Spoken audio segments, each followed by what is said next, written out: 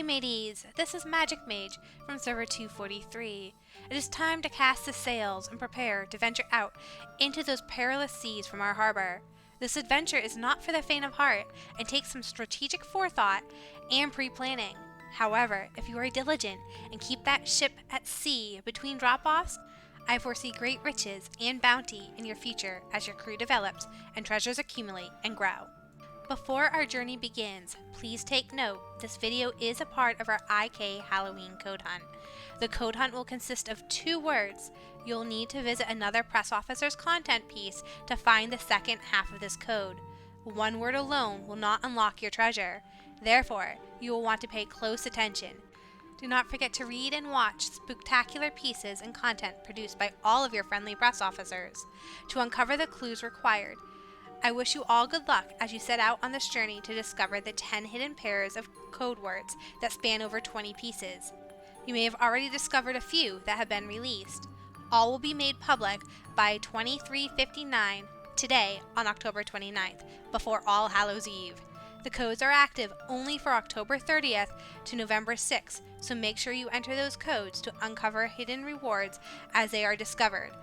I also kindly request that you please remember others are also on the hunt to discover these haunting clues, so please do not give them away and ruin the fun for others. Without further ado, we set sail into the realm of the unknown with the quest to discover rewards and riches to be the most powerful castle within your kingdom. The harbor is one of my favorite aspects of our game, as it can be performed by both free-to-play and pay-to-play members. While the event is disguised as a free-to-play event, there are some aspects where pay-to-play members have an advantage. The stronger the crew who sets sail to travel the seas, the greater the rewards. Like a kid planning their trick-or-treat route, one needs to think of the costume that will be adorned, which allows them to move freely house to house and most efficiently. It is important to remember the development of your dispatched crew members, as crew members helps the Lord climb and ship level. So adorn those fragments, boost, and level up your strategically identified immortals to ensure you reap the best bounty. Hauntingly good rewards await a lord at ship level 41, as this provides a lord with the possibility to obtain those spooky shadow fragments. Level 45 enshrouds a lord in light as the game bestows a chance to obtain holy immortal fragments. Perhaps the most eerily anticipated reward to obtain resides at ship level 51. It is here chaos ensues as lords race to elevate their ship level because recently it was discovered by members within our community, and unlocking level 51, a lord is provided with the opportunity to collect chaos fragments. But how does one elevate these ship levels? Each week we have 3 spectacular designated immortals who each can provide a 2% boost to our crew. Therefore, you can receive a total boost of 6% to your general crew hands. As such, if you had a boost based on your immortals of 13%, having 3 of these designated immortals can elevate your 13% immortal boost to 19%. But there's a catch. Events like Throne of Supreme, Arena, killing events, and tasks such as Spider, the Time Rift Spider, and Gnome Hunts, in addition to Mysterium, all require immortals, and you may not want to relinquish one of these cherished immortals within your marches to gain that extra 2% boost from a specific immortal. When does the value become more advantageous? These are all questions a lord must need to ask themselves when creating their crew for the week and day. I would recommend in early game you set your primary march, and when they are strong enough, to begin building a second and third march. These marches will be utilized for both farming and developing your account as you grow with the harbor. You will want these 2 marches to be comprised of at least 9 epic immortals, leveled up to level 20 and have 1 or 2 stars. You will want to boost your marches to tier 5. This does 2 things. It increases your troop carrying load for when you are sending them out farming, but it also allows you to maximize your ship level and rewards. The immortals do not need to be of the same element, but developing immortals you might want to use in the future could be advantageous. The reason I recommend 9 is because this gives you an extra immortal that increases your chances to have a developed immortal for one of the selected designated immortals to supply a 2% boost without decreasing your overall crew boost by placing an immortal with no developed level, boost, or gems. There do reside cons to developing 9 immortals for your sailing ship. Developing immortals cost resources and can delay the development of your overall main march single troop power.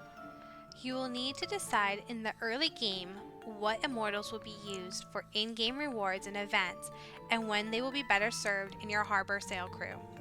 You might end up using your primary march to farm, hunt gnomes, and participate in events, and those secondary marches to set sail at your harbor. However, other times you may find it more advantageous to be dependent on these marches to farm for resources to develop and grow your castle. You may also need to use your primary march and secondary marches that you would depend on within the harbor for times when you're facing challenging opponents within the game. When designated immortals are those from your main march, you will need to decide if another immortal can be swapped in for their position for events such as Arena and Throne of Supreme and Mysterium.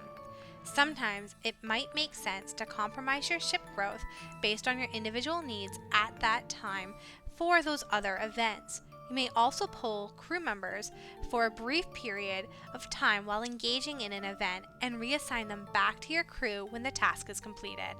You will notice at present I have 11 immortals who have reached level 30, tier 10.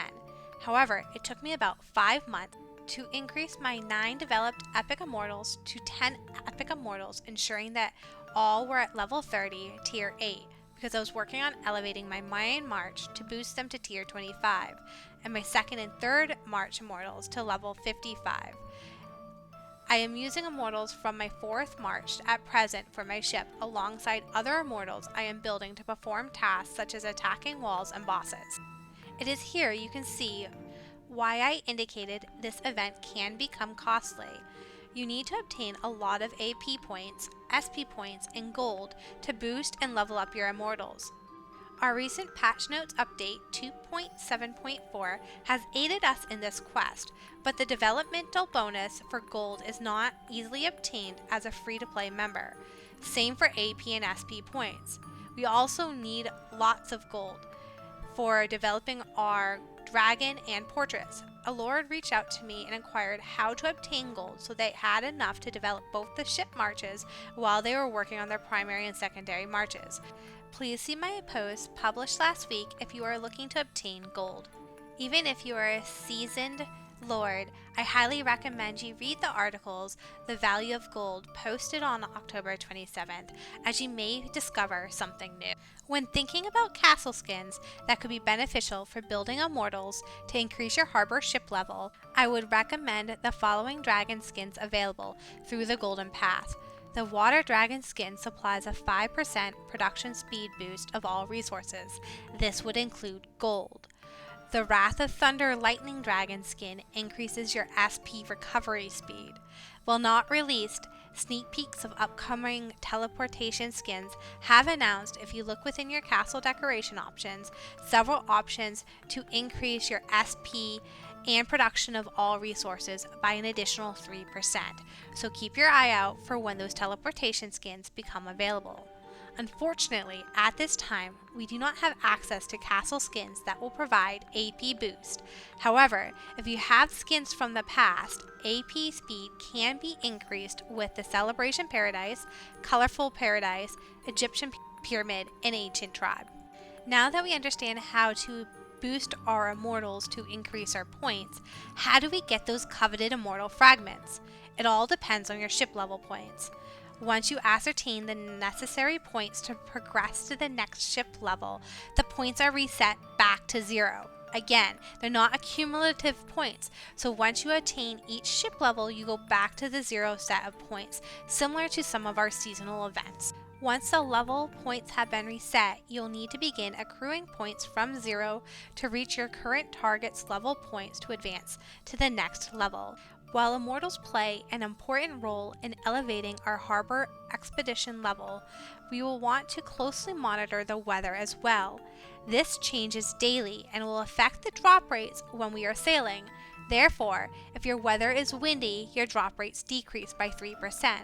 On these days, it may be more advantageous to use your key Immortals for farming and other Kingdom event games within the realm. However, if your forecast is sunny, your Immortals will receive a 5% boost, and you'll want during this day to try to maximize your Immortals adjustments and possibly consider not using key Immortals for game activities, if they are appointed as a designated Immortal to give you an extra 2% boost.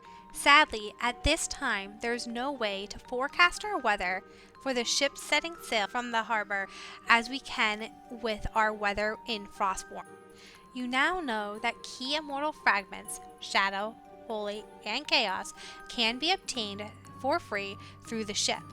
We have discovered which level each of these specific type of fragments can be obtained, and how to reach each of these levels by building up our Immortals. But you may now be asking, what are the required points a Lord needs to complete each ship level for further advancement? Knowing the ship level points required each step along the journey can help you plan your long-term ship adventure. While not complete, with the aid of many individuals, I compiled a fairly exhaustive list to share with you the points required for each ship level between 1 and 50. A link to this chart will also be shared within the comments section below for you to obtain from our GT Arcade postings. While I have searched, I have not yet cracked the mathematical code to predict future points required for levels beyond 50. Therefore, this chart will be an advantageous reference. I find the more knowledge we have, the less terrifying the adventure. If you have any knowledge or hints that can help other peers navigate the seas, please leave a comment. Additionally, if there was something you liked or learned that was new, please share this with me in the comments section as well. As always, if you enjoyed this haunting adventure, please remember to like, subscribe, and ring that bell for bewitching notifications. Until we meet again, happy Halloween! If you didn't notice it, hidden within this video, there are different letters to build that code. Best of luck on your code hunt.